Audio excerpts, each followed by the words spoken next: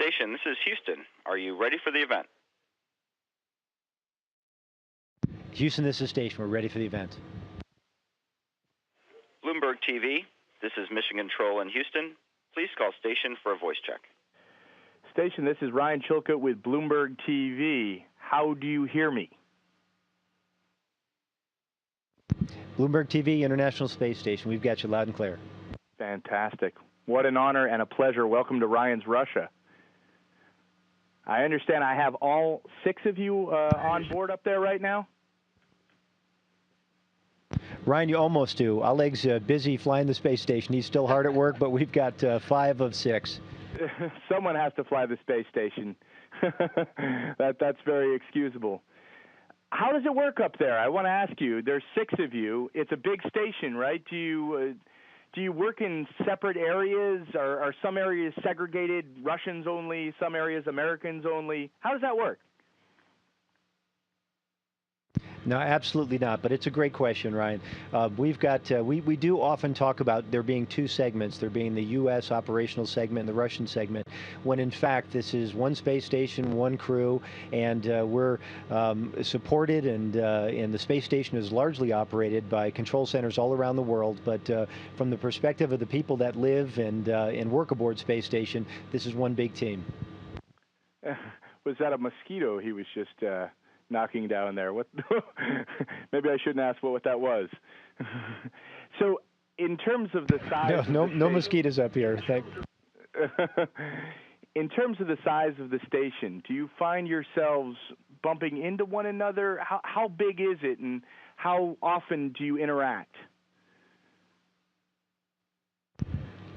We bump into each other every day, all day long, and station is big, but it is amazing how often we'll all be working in like 1 cubic meter out of the 1,000 cubic meters that are up here, and it's just one of the facts that happens, that you'll have one rack and there'll be a set of experiments, and at least 3 of us will be working all around this one rack. And how do you divvy up the resources? I mean, I know sort of 6 grown men, 2 bathrooms, right? One on the American side, one on the Russian side. Do you share bathrooms? What happens if one breaks? A timely question. That often does happen here. And we've got, I guess I would consider it, we have almost 2 full baths, or fully functional ones. We've got 2 smaller ones that are in the Soyuz vehicles that brought us up here and will bring each of us, crews of 3, back to the planet Earth. We do spend a surprising amount of time keeping that hardware working and functioning, and but it's important to us. And when there's an issue with the one that's in node 3, for example, then all of us use the one in the service module, and if there's an issue with that one, then we all use the one up here. But no, there's no restrictions one way or the other. And you have like a maintenance schedule of some kind? I mean, can you? Presumably the commander can pull rank and say, "I'm not going to clean." You don't want to run the risk of a mutiny. No, actually, there's not per se, so much a dedicated maintenance schedule. Is a lot of the work that we do is on condition. So if everything is working and humming along well, and we don't have to change out a component, for example, for every 3 months or whatever the duty cycle would happen to be on it, then things are fine. Occasionally, we'll have a light, an indicator light that'll come on to tell us that there's an issue with one of the components, and we'll roll up our sleeves and we'll go to work and square it away. If you don't mind, if I could ask one of the cosmonauts a question, I want to ask about how you eat on board. Is that something that you do separately? Do you invite the Russians over? Do they invite you over? I mean, is it sort of freeze-dried borscht on Wednesdays?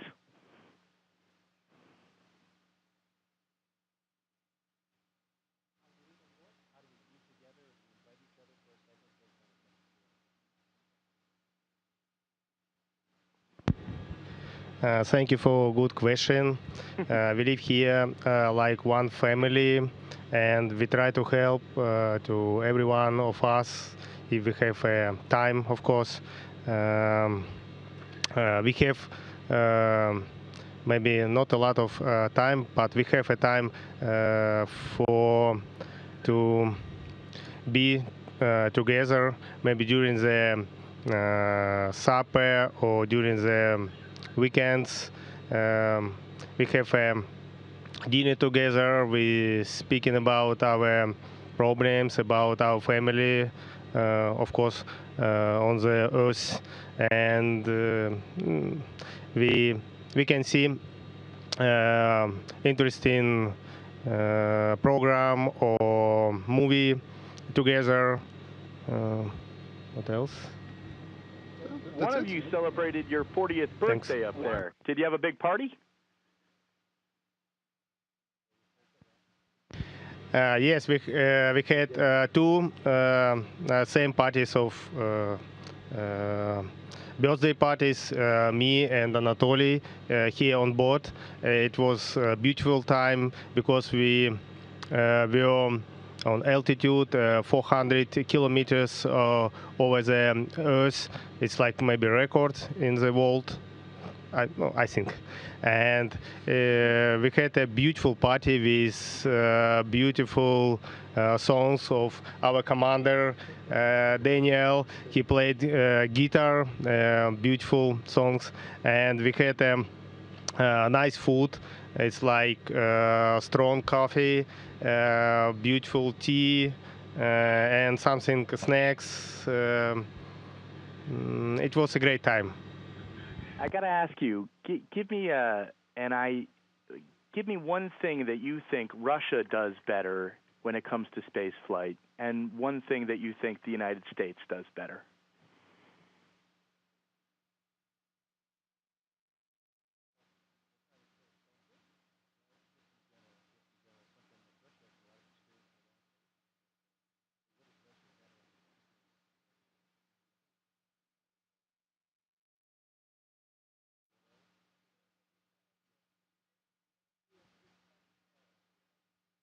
So it's an interesting question, Ryan.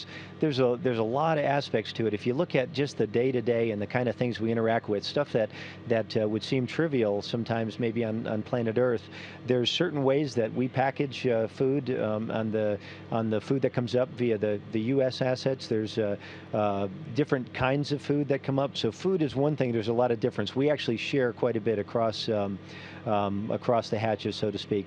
I think if I were to look at it more globally, though, the thing that Russia brings to space exploration that a lot of us are newcomers to is just the experience of long-duration spaceflight. How do you live and work? How does a human being stay up here and operate for 6 months at a time? How do you keep the hardware working for those kind of durations?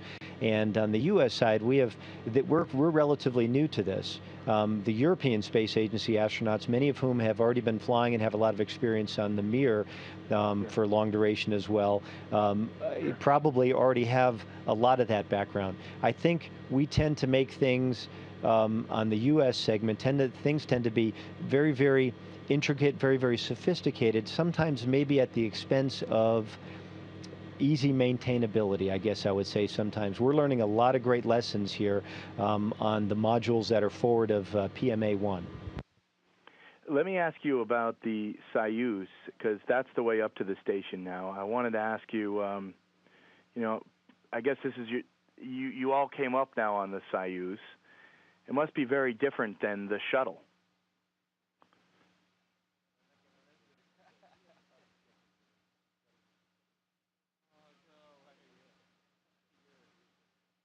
Okay. Obviously, the thing that's most evident to all but the most casual observer is the Soyuz or any capsule-based spacecraft is quite a bit smaller than the space shuttle is. So, from the perspective of riding aboard, the space shuttle has a lot of room, and it was a very different ride. On the Soyuz, it was much smaller. Now, with that said, capsules are a very elegant and straightforward way to get to low Earth orbit. orbit and also to return to Earth.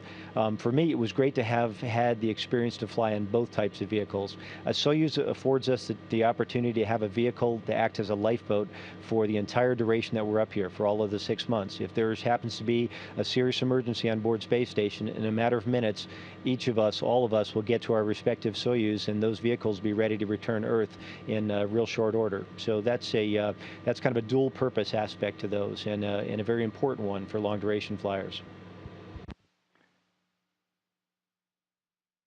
I want to ask you guys, what should the next frontier be when it comes to space exploration? Not NASA's view, not the Russian Space Agency's view, but your own personal views. Maybe a couple you guys could share. I mean, is it Mars? Is it the moon? Is it a base on the moon? Is it an asteroid? Is it more of what you're doing now in low orbit?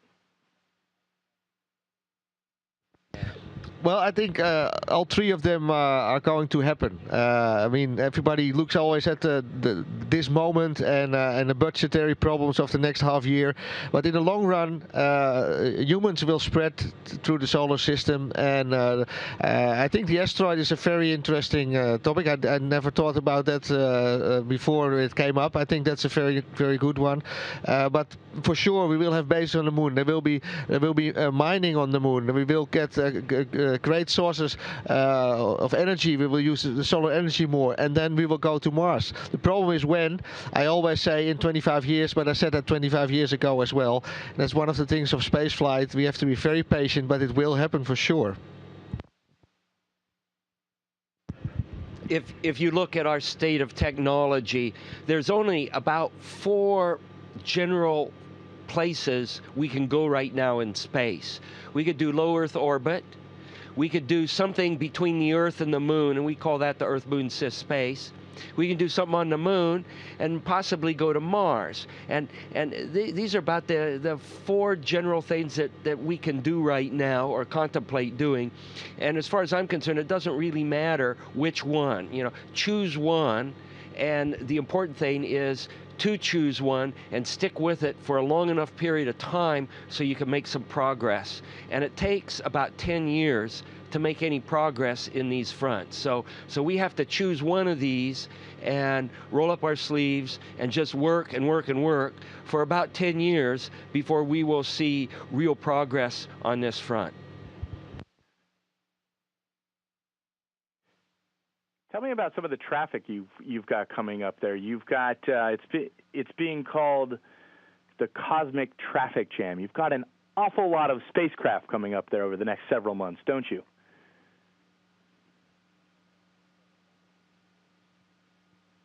Yeah, we sure do, and it's actually the lifeblood of space station. A lot of the cargo vehicles are key to keeping the space station operating and functioning. It's the method for us to return science, something we put the shuttle to good use for, in addition to bringing cargo up here.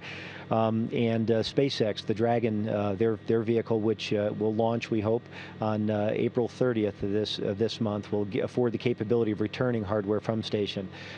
We also have Progress cargo vehicle docked to station right now. It will bring trash back. It'll actually be incinerated on the way back through Earth's atmosphere. Another Progress vehicle is lined up to come here, and most importantly and most immediate for all of us on board is very soon we'll have the European Automated Transfer Vehicle number 3 that's going to be docking on the aft part of space station here in a week. You've got commercial spacecraft, you've got European spacecraft, you've got Japanese spacecraft, Russian spacecraft, the commercial from the United States. I mean, is that an indication that the times have changed? The old sort of Cold War space race is long past because it's not just 2 countries, not just 2 spacecraft, but I mean, it's, you know, you guys are busier than Star Trek up there with all the spacecraft coming in.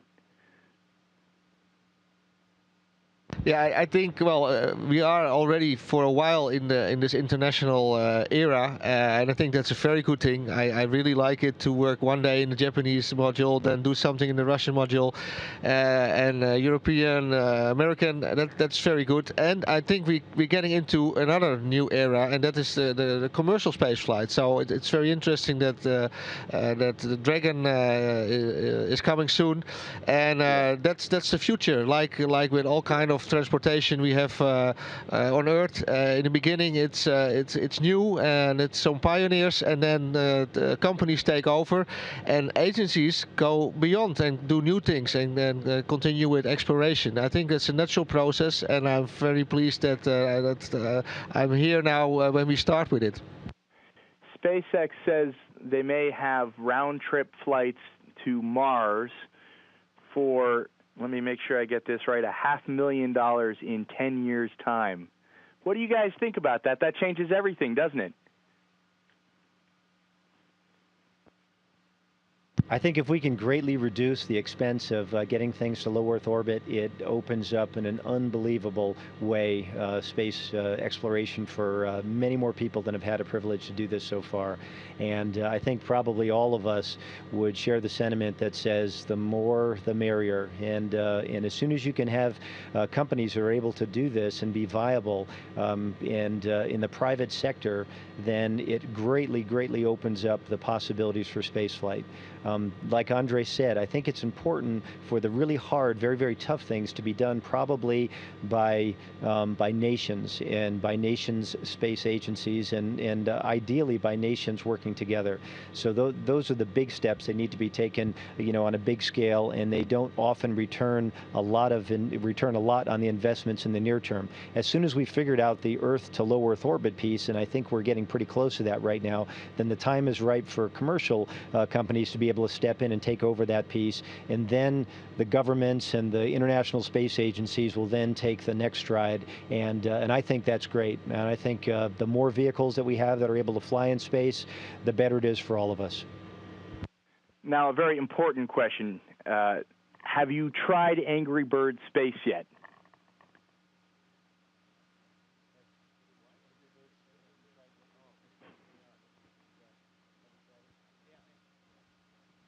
We don't have any electronics up here that we can capable of playing it.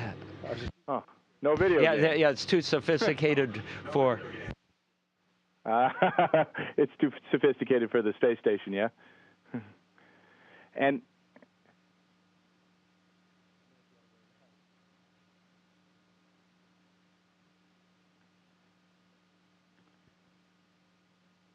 we are Bloomberg.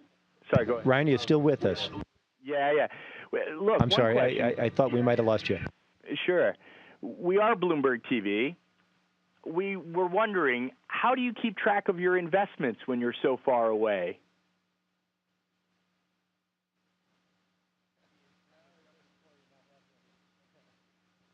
Yeah, we're all looking at each other saying, what investments? The folks that fly in space generally don't do this to become rich. And, the richness we have is in the opportunity to do this. So actually, I don't really think a whole lot about it, and don't really have a whole lot in that. Maybe down the road sometime, but for me, my focus has been, working in this business and working with this great team that we have on board, and with all the wonderful folks, smart folks that are on the ground that make it possible. One last quick question: when you look, and I think our biggest.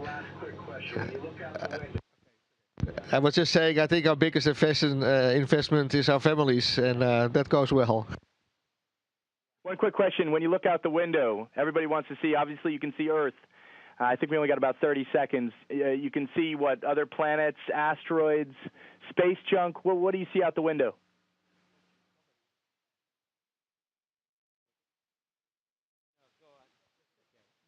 Well, the thing that really captures the view is the planet Earth. I mean, it is spectacular. It is just beyond description, at least beyond description for somebody like me. And but with that said, you can see stars that are just brilliant points of light that do not twinkle. You see comets, you see other satellites and spacecraft, and but your eyes are always drawn back to our home, planet Earth. Oh, that. Gentlemen, thank you very much. Thank you for joining us on Ryan's Russia. You be well. Ryan, thank you. It's a pleasure talking to you today. Station, this is Houston ACR. That concludes the event. Thank you. Bloomberg TV, space station, we are now resuming operational audio communications.